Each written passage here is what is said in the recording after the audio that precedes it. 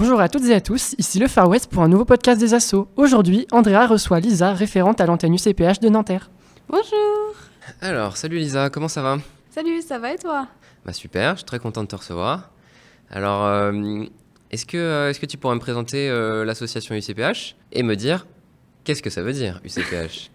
Alors, une couverture pour l'hiver, ça a tout simplement une histoire. Les deux fondateurs de l'asso, Romain et Gauvin, se sont liés d'amitié avec une personne sans abri. Et un jour, ils sont venus vers cette personne et lui ont demandé ce qu'il voulait. Et ce sans-abri a répondu « une couverture pour l'hiver ». Du coup, le nom vient de cette phrase. Ok, Tout simplement. c'est une belle histoire. Merci. Donc, ils ont, après ce geste, ils ont choisi de créer l'association. Oui, ils ont décidé de se réunir entre amis et se cotiser pour acheter une couverture pour l'hiver. Et ensuite, ça a continué. L'association a commencé à vivre à partir de dons. Et au fur et à mesure, on a commencé à faire des maraudes. Tout allait très, très progressivement. Okay. Et si je me trompe pas, c'était des étudiants de Paris 1, de la Oui. Sorbonne. Paris 1. Donc, ça a été créé à la Sorbonne. Mm. Ok. Donc, vous avez évolué progressivement et maintenant, qu'est-ce que vous faites concrètement pour aider les personnes sans abri ? Alors, l'association fait essentiellement des maraudes. Pour expliquer ce qu'est une maraude, on se réunit dans un quartier de Paris choisi à l'avance par une équipe de coordination. On se réunit dans ce quartier-là et on se divise en plusieurs groupes. Des groupes de... Ça peut aller de 4 personnes jusqu'à 6 personnes. Voilà. Et on peut aller, on prend des sacs avec de la nourriture, des sacs avec des produits d'hygiène, des sacs avec des vêtements et des sacs avec des sacs de couchage. Et on se les prend en groupe et après on va dans différentes trajectoires pour donner aux sans-abri que l'on croise en fonction de leurs besoins à eux. On leur demande comment ils veulent, ce qu'ils veulent. Il y en a certains veulent rien, certains nous prennent beaucoup de produits et voilà, on fait en fonction des désirs de chacun. Et comment est-ce que vous obtenez toutes ces choses que vous donnez ? Alors ces choses-là, on peut les obtenir à partir de dons, on peut les obtenir à partir de collectes pour les produits d'hygiène et pour la nourriture, c'est des dons ou des fois on passe des commandes par rapport à de l'argent, enfin au financement qu'on reçoit et voilà. Et donc ça a été créé à Paris 1. Maintenant on a une antenne qui est à Nanterre. À Nanterre, donc oui. tu es la référente donc. Et est-ce que vous êtes présent ailleurs dans Paris ou même Oui. en France ? Alors on est présent que sur les campus en Île-de-France. Nanterre est le seul campus hors Paris à bénéficier d'une antenne. Mais on a toutes les Sorbonnes. Les campus de Clignancourt, de Jussieu, Tolbiac, enfin tous les campus de la Sorbonne, avec Sciences Po aussi. Après, pas obligé de faire partie de ces campus pour pouvoir intégrer l'association. Il y a certains étudiants en école de commerce qui ont intégré l'asso. Il y a vraiment d'autres personnes à Paris 8. Juste à Nanterre, on a été assez de membres pour pouvoir créer une antenne.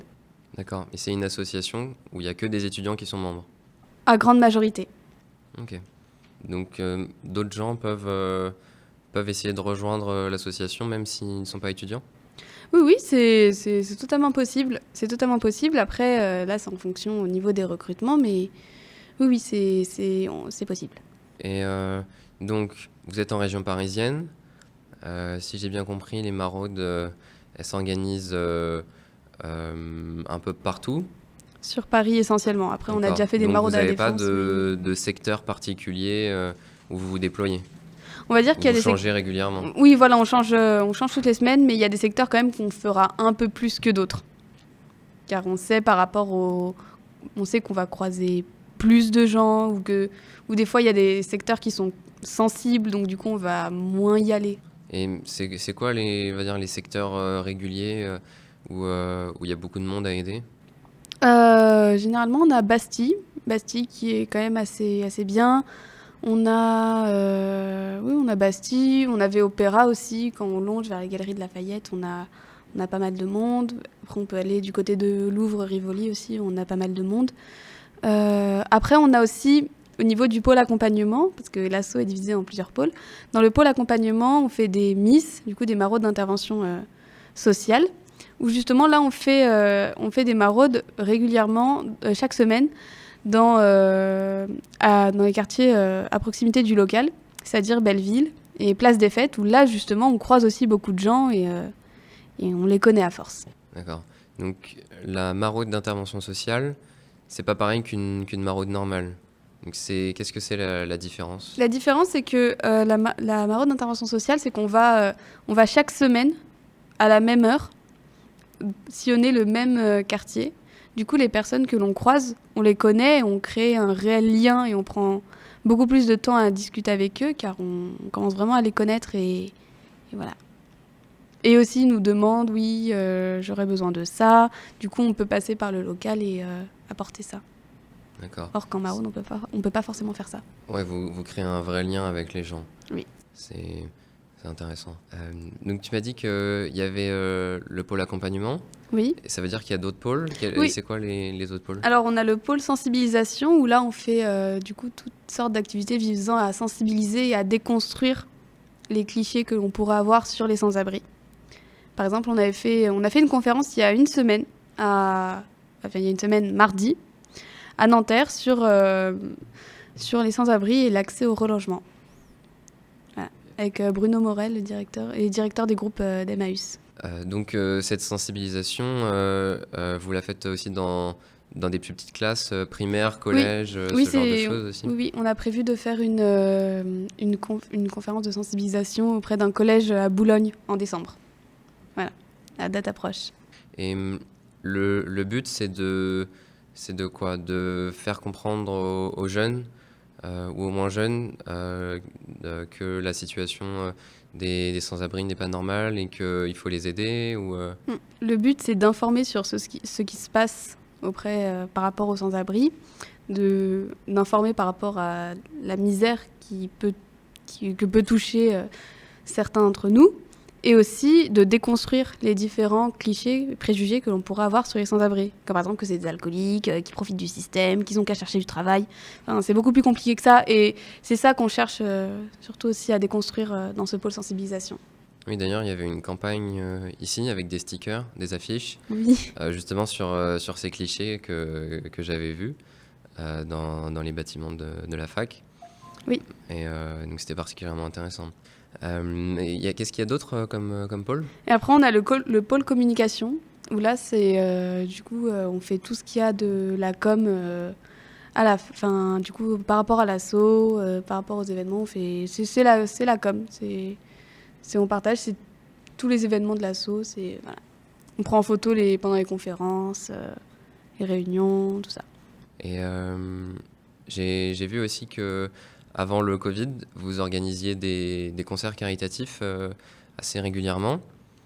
Et est-ce que vous pensez que ça va revenir, ce genre d'événement Alors, pour l'instant, on n'en a pas prévu, mais on aimerait bien en refaire. Voilà. Donc, c'est ce genre de concert, ça permet donc de rapporter de l'argent à l'association. Il y a besoin de beaucoup de choses pour aider ces personnes. J'imagine que aider autant de personnes dans le besoin toutes les semaines, ça doit être assez difficile. Et comment est-ce qu'on peut vous aider dans cette activité? Alors, dans cette activité, on pourrait nous aider, par exemple, par rapport à des dons. On peut faire des dons de vêtements. En ce moment, il nous manque des vêtements pour hommes. Du coup, je fais un petit appel.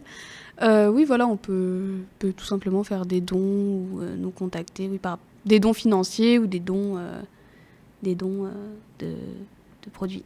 Les vêtements, les dons donc alimentaires, même financiers, où est-ce qu'on peut vous les donner? Alors ça, il faudra nous contacter et après on donnera rendez-vous devant le local, je crois, et après voilà, ça se fera comme ça. Ou contacter un ou une responsable, on passera au local et on les mettra. Et comment est-ce qu'on peut rejoindre l'association et s'engager auprès de vos membres? Alors il y a différentes périodes de recrutement. La première période de recrutement vient de se terminer. La prochaine sera en janvier et là on pourra nous contacter. On a toutes les coordonnées sur notre mail, sur nos comptes Insta, qui est une couverture pour l'hiver. On peut nous contacter.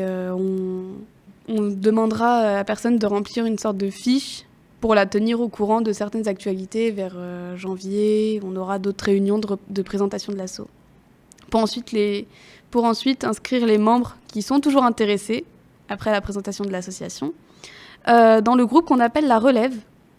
On appelle ça la relève, et pendant la relève, on fait juste des sondages pour les maraudes. Et après, la personne fait sa maraude, et la première maraude servira à déterminer si on est intéressé ou pas. Et lorsqu'on est intéressé, on donne une cotisation de 1 euro, et on signe un traité de droit à l'image, et après, on fait partie de l'asso. Voilà. On est dans le groupe Facebook, et bienvenue. Plutôt sympa. Donc c'est un euro symbolique. Oui, l'euro symbolique. Et est-ce que des personnes qui ne sont pas membres de l'association, mais qui ont envie d'aider ponctuellement, peuvent venir à participer à des maraudes? Alors, si la personne... je parle vraiment à ma connaissance. Hein. Si la personne connaît ou une membre, il n'y aura pas de problème. Mais sinon, c'est vrai que c'est mieux de faire partie de l'association pour faire des maraudes. Après, quand on est simple bénévole, on n'a pas particulièrement d'obligation à part être régulier en maraude. Et ça, même ça encore, c'est libre à chacun. C'est vraiment le choix. On n'oblige personne. C'est-à-dire qu'on peut s'engager sans être là tous les mardis ou tous les week-ends. On peut venir une fois par mois, une fois tous les 2 mois. Après, au niveau du coup du pôle accompagnement et des Miss, on se doit quand même d'être régulier. Car c'est là le but de la Miss, c'est de créer un lien avec les personnes que l'on croise. Mais on ne peut pas créer de réels liens si on ne vient jamais. Mais par contre, pour les maraudes classiques, oui, il n'y a pas de problème. On peut ne pas venir pendant 1 mois ou un truc comme ça. L'idéal, ce serait d'une maraude par mois. Mais si la personne n'a pas forcément le temps, il n'y aura pas de problème. Bon, merci beaucoup Lisa de nous avoir accordé un peu de ton temps. Merci de m'avoir invitée.